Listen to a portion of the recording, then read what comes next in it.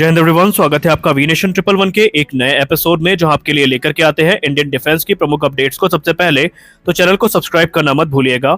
आज के अपनी अपडेट की शुरुआत करेंगे एक सबसे बड़ी खुशखबरी को लेकर के, जिसको सुनने के बाद निसंदेह आप अपनी सारी जो अभी तक की शिकायतें हैं HAL से, उनको भूल जाएंगे। यह है खबर LCH के ऑर्डर्स को लेकर के। जी हाँ, जिस चीज का हमें काफी लंबे समय से इंतजार था, ये चीजें अब हो रही हैं। हिंदुस्तान एरोनॉटिक्स लिमिटेड ने ये कंफर्म कर दिया है कि मिनिस्ट्री ऑफ डिफेंस से उनको रिक्वेस्ट फॉर प्रपोजल रिसीव हुआ है। जी हाँ, मिनिस्ट्री ऑफ डिफेंस ने जो रिक्वेस्ट फॉर प्रपोजल है, ये हिंदुस्तान एरोनॉटिक्स लिमिटेड को इशू कर दिया है। और ये रिक्वेस्ट फॉर प्रपोजल है 156 की संख्या में लाइट कॉम्बैट हेलीकॉप्टर्स की खरीद को लेकर के। जी हाँ, एसएफ प्रचंड की खरीद अब 156 की संख्या में कंफर्म है कि हो रही है, और बहुत जल्दी आगे की जो प्रक्रिया है ये HAL के द्वारा बढ़ाई जाएगी। आपको बताते चले कि इसके पहले 15 की संख्या में लिमिटेड सीरीज प्रोडक्शन के जो हेलीकॉप्टर LCS प्रचंड है, ये इंडियन आर्म फोर्सेस को डिलीवर किए जा चुके हैं। और इस समय इंडियन आर्मी और इंडियन एयरफोर्स इनके परफॉर्मेंस से बहुत ज्यादा खुश है। और अभी हाल ही में तकरीबन 2 दिन पहले एक रिपोर्ट सामने आई थी, जहां पर कहा गया था कि इसी वर्ष के अंत तक इसको Helina anti tank guided missile का जो अपग्रेड है ये मिलना शुरू हो जाएगा, जहां पर LCS प्रचंड में आपको Helina anti tank guided missile इस्तेमाल होती दिखाई पड़ेंगी।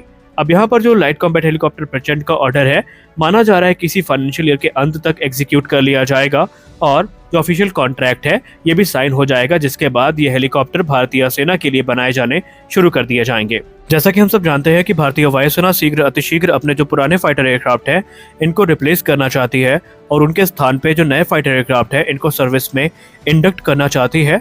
और हम ये मान के चल रहे थे कि शायद रिटायरमेंट प्लान हमें MiG-29 के तौर पर देखने को मिले, जहां पर MiG-29 पहला एयरक्राफ्ट होगा जिसको रिटायर किया जाएगा। लेकिन एक चौंकाने वाली खबर सामने आई है। भारतीय वायुसेना अपने जैगुआर डेरिन 2 फाइटर एयरक्राफ्ट को वर्ष 2028 से रिटायर करना शुरू करेगी, और इन्हें लाइट कॉम्बैट एयरक्राफ्ट तेजस से रिप्लेस किया जाएगा। जी हाँ, आपने सही सुना, तकरीबन 60 की संख्या में जो जैगुआर डेरिन 2 एयरक्राफ्ट है इनको रिप्लेस किया जाएगा या रिटायर किया जाएगा, और ये प्रक्रिया 2032 तक पूरी कर ली जाएगी। आपको बताते चले कि ये एयरक्राफ्ट 1970 के दशक से आज तक भारतीय वायुसेना के सर्विस में है, और अब जो पुराने वेरिएंट है उनको रिप्लेस किया जा रहा है, क्योंकि वो अपनी सर्विस लाइफ को भी पूरा कर चुके हैं। और अब जरूरत है कि उनको रिटायर करके जो मॉडर्न फाइटर एयरक्राफ्ट है इन्हें इंडियन एयरफोर्स की सर्विस में इंडक्ट किया जाए।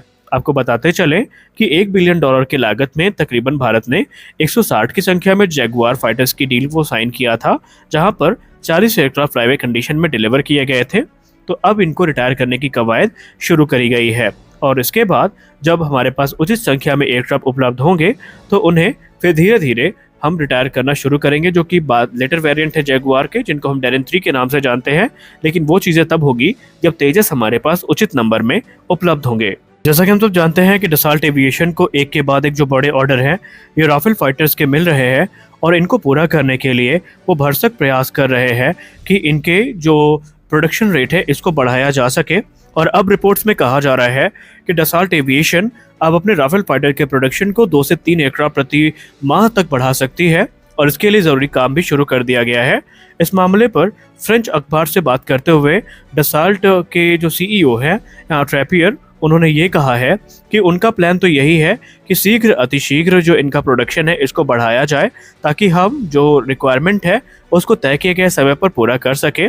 हालांकि उन्होंने ये कहा कि हम सिर्फ यहीं रुकने वाले नहीं हैं, बल्कि आने वाले भविष्य में जो प्रोडक्शन कैपेसिटी है उसको और भी बढ़ाया जाएगा, और हम एडिशनल जो प्रोडक्शन लाइन है उस पर भी गौर कर रहे हैं।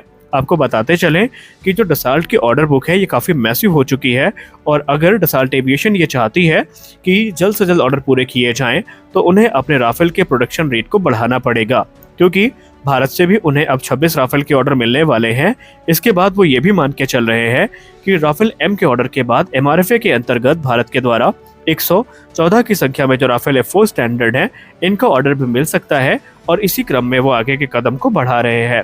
लेकिन आपको बताते चले कि अगर MRFA प्रोग्राम फाइनलाइज होता है और भारतीय वायुसेना के द्वारा 114 राफेल फाइटर्स का ऑर्डर प्लेस कर दिया जाता है, तो इन राफेल का जो निर्माण है वो क्लॉज के हिसाब से भारत में ही किया जाएगा, ये फ्रांस में नहीं बनेंगे। और ऐसी स्थिति में डसाल्ट एविएशन को अपनी जो प्रोडक्शन लाइन है इन्हें भारत में शिफ्ट करना होगा। और कहीं ना कहीं अगर हम रिसेंट डेवलपमेंट को देखें तो वो ऑलरेडी इस बात को समझते हैं, और इस क्रम में उनके द्वारा कुछ महत्वपूर्ण कदम भी उठाए गए हैं।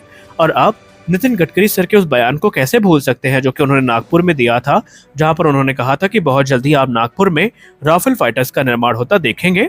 तो आने वाले भविष्य में क्या होता है, हम आशा करते हैं कि सब कुछ भारत के प्लान के अकॉर्डिंग ही हो। हमारी अगली बड़ी update defence research and development organisation को लेकर के आ रही है।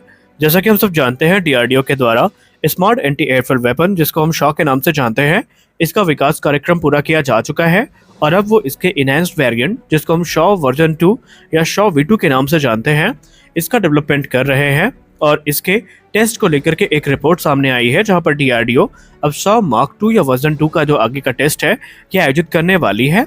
ये एक इंडिजिनसली डेवलप्ड स्मार्ट वेपन है।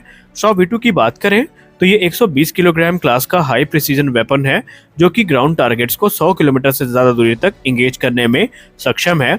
और अगर हम मिनिस्ट्री ऑफ डिफेंस की एक स्टेटमेंट रिलीज की बात करें तो उन्होंने ये कहा है कि ऑलरेडी इसके जो टेस्ट है ये 2 अलग कॉन्फ़िगरेशन में हो चुके हैं, जो कि सैटेलाइट नेविगेशन और इलेक्ट्रो ऑप्टिकल सेंसर पर आधारित है और 2021 से टेस्टिंग की प्रक्रिया शुरू है। आपको यहाँ पर बताना चाहेंगे कि शॉ V2 का काफ़ी महत्व होगा, क्योंकि ये पहला जो हमारा बॉम्ब होगा जो कि इलेक्ट्रो ऑप्टिकल सीकर के साथ देखने को मिलेगा और इसके बाद इसकी जो कैपेबिलिटीज़ है वो काफ़ी ज़्यादा इन्हेंस होंगी। शॉ V2 की बात करें तो आने वाले भविष्य में ये भारत के जितने भी इंडिजिनस प्लेटफॉर्म हैं या जितने भी इंडिजिनस फाइटर एयरक्राफ्ट हैं उनमें हमें देखने को मिलेगा। सिर्फ इंडिजिनस फाइटर जेट ही नहीं, बल्कि सुखोई 30 MKI और राफेल जैसे प्लेटफॉर्म में भी ये हमें देखने को मिलने वाला है। इसके पहले शॉ का जो इंटीग्रेशन है वो ऑलरेडी सुखोई में पूरा हो चुका है और अब राफेल और तेजस में होना बाकी है और उनके होने के बाद जो ताकत है इन एयरक्राफ्ट्स की वो और भी ज्यादा बढ़ जाएगी। दोस्तों, हम सब जानते हैं कि लाइट कॉम्बैट एयरक्राफ्ट तेजस को एक्सपोर्ट मार्केट में प्रमोट करने के लिए भारत के द्वारा अनेकों कदम उठाए गए, लेकिन अभी तक हमें सफलता प्राप्त नहीं हुई। लेकिन इसका मतलब ये नहीं है कि तेजस कोई खराब प्लेटफॉर्म है। निस्संदेह तेजस अपने कैटेगरी का सबसे एडवांस फाइटर एयरक्राफ्ट है, लेकिन अब रक्षा विशेषज्ञों ने कहा है कि हमें अपनी अप्रोच को बदलना चाहिए और हमें एक ऐसे एयरक्राफ्ट पर फोकस करना चाहिए जो मॉडर्न वॉरफेयर की रिक्वायरमेंट को पूरा कर सके और मार्केट में उसकी डिमांड भी काफ़ी ज़्यादा हो। दरअसल आपको पता है कि एरो इंडिया 2023 में HLFT-42 को प्रदर्शित किया गया था, जो कि हमारा एक लीडिंग फाइटर ट्रेनर होने वाला है। इसमें क्रमशः हमें मारुत और तेजस की झलक देखने को मिली थी। ये एक ऐसा एयरक्राफ्ट होगा जो कि हमारे नेक्स्ट जनरेशन जो ट्रेनिंग प्रोग्राम है इनमें काफ़ी मदद करेगा और इसके हमें तकरीबन 3 से 4 वेरिएंट देखने को मिलेंगे।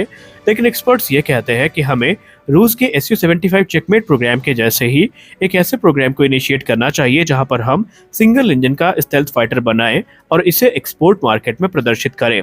उसका बेनिफिट ये होगा कि वो देश जो महंगे अमेरिकी एयरक्राफ्ट्स को नहीं खरीद सकते या महंगे रशियन फाइटर्स को नहीं खरीद सकते, उनके लिए ये एक बेटर ऑप्शन हो सकते हैं।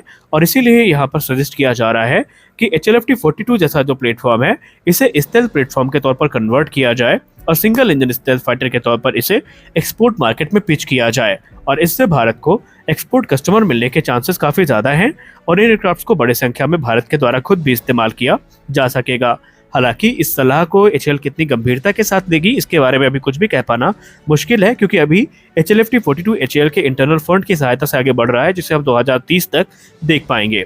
तो आज के इस वीडियो में बस इतना ही। मिलते अगले वीडियो में, तब तक के लिए जय हिंद।